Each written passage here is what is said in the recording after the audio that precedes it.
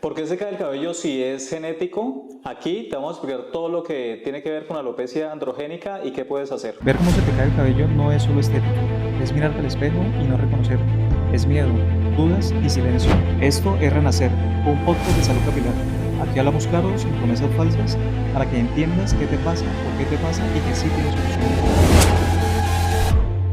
Damos la bienvenida al podcast número 1 en Salud Capilar de habla hispana. Estamos con Luis Giraldo en Renacer Podcast, Salud Capilar con Luis Giraldo. Bienvenido a este segundo episodio, Luis. Muchas gracias. Aquí en la disposición de compartir no solo conocimientos, sino aprender de forma continua. Así es, hoy vamos a hablar de un tema que suena incluso un poco grave, suena técnico, que es la alopecia androgénica o androgenética también.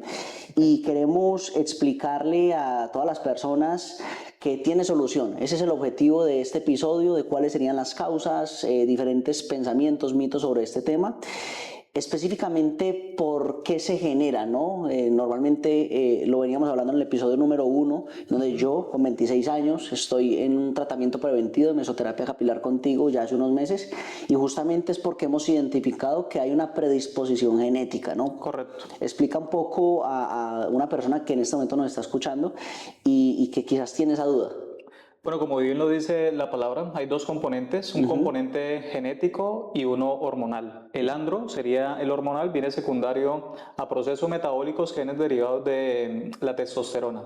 El genético, predisposición de una línea materna o paterna a generar ese tipo de trastornos metabólicos. Claro, ¿y por qué crees que se genera tanta confusión, no? Porque creo que en redes sociales escucho bastante de que si es algo genético no hay solución, o sea, es como que no hay vuelta atrás.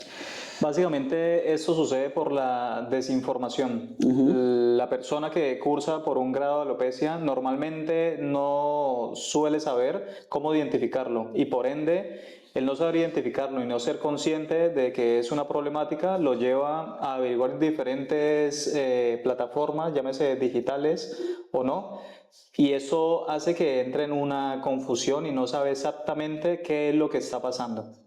Claro, por ejemplo, en mi caso, ¿no? Para que las personas de pronto me ven y dicen como que a nivel visual no me veo calvo o no me veo con una predisposición a quedarme calvo como tal. ¿Cómo te das cuenta si de entrada no tienes algo que se vea en el espejo muy claro?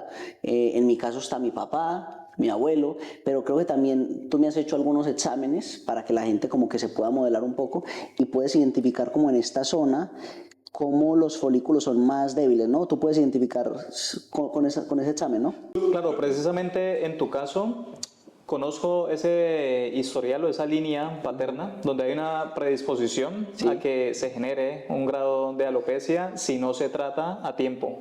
Lo otro es que esa correlación familiar nosotros también lo llevamos al campo. Lo que hicimos contigo fue una tricoscopía, que es un estudio por imagen donde miramos cómo está la actividad de esas unidades foliculares y miramos con mayor detalle si hay miniaturización de esa hebra capilar. De esta manera poder actuar de forma preventiva como lo estamos haciendo. Luis, y muchas personas piensan que esto solo es cosa de hombres. ¿Es así?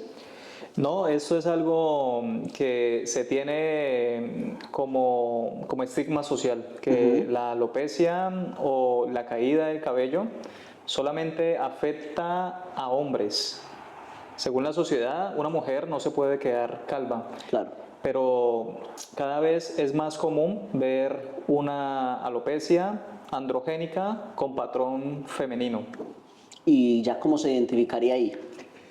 El comportamiento de la patología, que es una de las más comunes, la alopecia androgénica, en el patrón femenino suele esta línea media ensancharse, suele tener menos densidad, o hay mujeres que tienen un patrón mixto, tanto en línea frontal como en coronilla. Claro. Pero lo que es más común es el ensanchamiento de la línea media, Claro. hablando en el caso femenino. Pero la parte genética entiendo yo que es como que sí o sí te va a pasar, solo que puedes prevenirlo. Sí, hay una predisposición. Hay una predisposición, ¿no? En este caso, si hay una persona que nos está viendo y se quiere preguntar eso, ¿qué tiene que hacer? ¿Mirar a su madre, a su padre, a sus abuelos? ¿Qué tendría que hacer en ese caso? Bueno, es una de las herramientas que tenemos que tener o que por suerte es más objetiva. Es mirar precisamente esos antecedentes como suceden con otras patologías, como puede ser hipertensión, diabetes, osteoporosis, ¿sí? Son patologías que normalmente vienen desencadenadas por ese factor genético. Entonces, así como tenemos esa predisposición en esas patologías, de la misma forma sucede en la alopecia androgénica. ¿Qué pasa exactamente en el folículo? En la unidad folicular lo que sucede es que esos procesos metabólicos, llamémoslo directamente la síntesis del DHT, ese proceso viene derivado de la testosterona. Esa síntesis de DHT hace que las unidades foliculares sean más sensibles porque eso se acumula a nivel de esa unidad folicular. Al verse afectada esa unidad folicular tiende a funcionar de una forma, digamos, inadecuada, lo que hace que se vaya degradando en el tiempo y por ende en la parte exterior veamos cada vez el cabello más miniaturizado. Por eso recalco que más que la caída es mirar específicamente el cabello si está más fino de lo que tendría que estar o de lo que estaba antes de tener algún tipo de signo visible. Claro, en los hombres el signo, digamos, más visible podrían ser las entradas o la pérdida de densidad. Suele presentarse con mayor frecuencia disminución de la densidad en línea frontal, lo que causa una retracción de la línea frontal o en coronilla. Ok, sí, son como los puntos los más comunes, ¿no? Los más comunes en el hombre, correcto. Y no hay ninguna edad específica para identificar la caída como tal, sino que puede variar, ¿no? Porque yo conozco amigos que desde los 20 ya se nota que tienen esa predisposición. Claro. Como hay personas que ya a los 40 les empieza a hacer efecto. Sí, hay que tener como base, tener en cuenta de que todos en la vida, en una etapa de la vida, tenemos un grado de alopecia, pero diferente es que esa predisposición nos haga más vulnerables y que eso se anticipe. Como lo decías ahora, jóvenes de entre 18, 20 años ya vienen presentando signos de alopecia androgénica. ¿Y eso por qué sucede? Si todos tenemos una predisposición, porque se suman diferentes variables. La predisposición genética, malos hábitos de alimentación, de sueño, manejo del estrés, trastornos hormonales secundarios o incluso patologías. Claro, por eso hay gente que le pasa más rápido que a otras, gracias a esos hábitos también y todo lo que acabas de comentar. Vamos a ir aclarando diferentes mitos, que eso nos gusta mucho en este podcast. Muchas personas que tienen sobreinformación, mala información, obviamente, gracias a creencias, lo que hablábamos desde el episodio número 1. ¿Es verdad que un champú puede curar la alopecia androgenética? Actualmente no hay champú con evidencia científica. ¿Y por qué no es posible con un champú? Porque el champú tiene diferentes variables que lo hacen poco efectivo cuando se trata de tratar, valga la redundancia, un problema interno. El champú actúa en la superficie y en la hebra capilar y el tiempo de exposición es menor, es de 5 a 10 minutos porque tú el champú te lo aclaras o te lo lavas luego de que te duchas el cuero cabelludo. Claro. Entonces el champú no nos va a solucionar una alopecia androgénica en ese caso. ¿Hay pastillas mágicas que lo pueden solucionar? No hay pastillas mágicas, pero sí hay tratamientos que son tratamientos efectivos que van direccionados a frenar esos procesos metabólicos que están generando esa predisposición a que esa unidad folicular se vaya degradando en el tiempo. Claro, pastillas que frenan. Correcto. Y a partir de ahí tienes que complementarlo con tratamiento, ¿no? Correcto. Normalmente cuando hablamos de pastillas es tratamiento farmacológico, pero nada acaba en el tratamiento farmacológico. Es poder identificar diferentes variables que hacen que esa predisposición se acelere. Entonces es un tratamiento, digamos, integral. Esta pregunta que te voy a hacer es muy interesante por tu caso y es, si la única solución para la alopecia androgenética es el trasplante, ¿no? Porque no lo comentamos en el primer episodio, pero tú tienes un trasplante en la zona frontal. ¿Eso se debe a que tú también tenías alopecia androgenética? Correcto. Yo tenía o tengo una predisposición de una alopecia androgénica con unas características o un comportamiento en que esa línea media en el tiempo va retrocediendo, esa retracción de la línea frontal, a tal punto donde yo lo identifico, soy consciente, inicio tratamiento de recuperación porque también estaba perdiendo densidad y el injerto capilar lo hago como tratamiento complementario, porque donde ya no habían unidades foliculares ya no se podía recuperar esas unidades si no existían. Entonces se hizo el injerto capilar como tratamiento complementario. Claro, por eso es muy importante tener un buen nivel de conciencia para saber cómo actuar, ¿no? Correcto.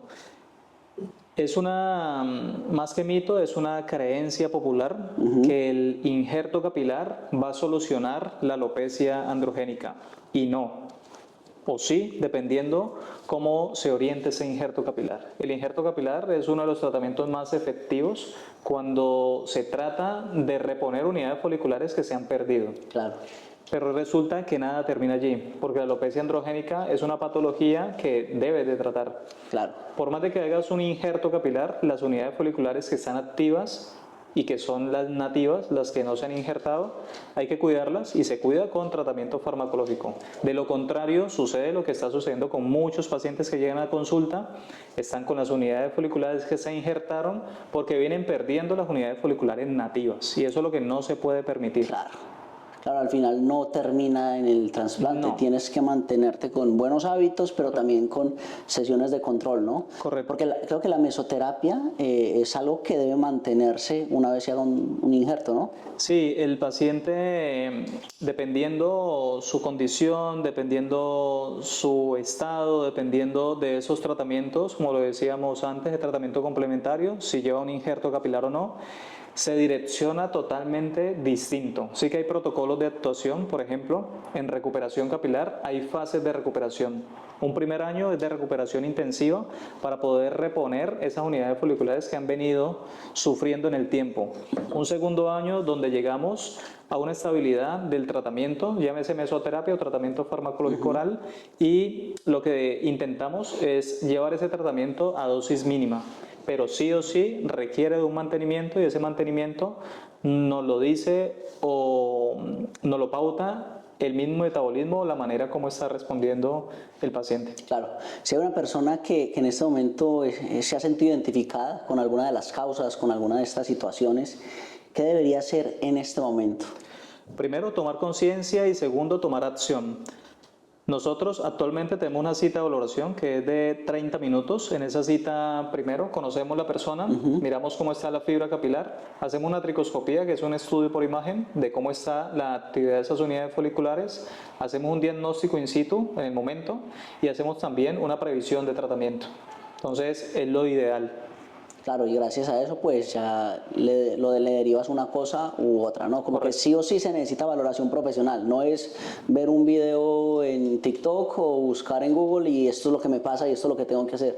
Correcto, no, la automedicación o el hacer un tratamiento que le ha funcionado a un amigo, vecino, familiar, es algo que es común, pero es algo totalmente erróneo, porque no va de eso. El tratamiento tiene que estar orientado y es específico para cada persona. Claro, es muy específico. En este podcast cada semana igual vamos a ir dando consejos. El objetivo es que las personas vayan ganando conciencia con respecto a este tema. Obviamente hay consejos, tips que iremos dando en los siguientes episodios de qué alimentos, qué hábitos son muy positivos para el cabello, que eso también es súper importante irlo mencionando, y todas las personas que nos están escuchando fuera de Barcelona, fuera de España, También pueden escribirle a luisgiraldo.capilar, ahí pueden incluso inspirarse a través de diferentes casos de éxito y él va compartiendo valor día a día sobre todo lo que tiene que ver con salud capilar. Así que esto no lo dije en el primer episodio, pero todas las personas que están ahí apoyándonos, muchísimas gracias. Sigan este podcast, comenten qué les está gustando, porque esto es un proyecto que iniciamos con muchísimo amor, ya es el segundo episodio. ¿Cómo te has sentido? No, yo estupendo. Lo otro que es importante es que si se tiene una duda que no se ha llevado a cabo durante la sesión del podcast, Claro. es poder escribirnos y poder nosotros poner esa duda en práctica y Claro. poder educarnos todos. Claro, justamente el podcast va a ser muy dinámico con respecto a eso. Vamos a ir leyendo los comentarios, vamos a ir respondiendo en el siguiente episodio para que las personas se nutran de esta información y sobre todo ganen conciencia.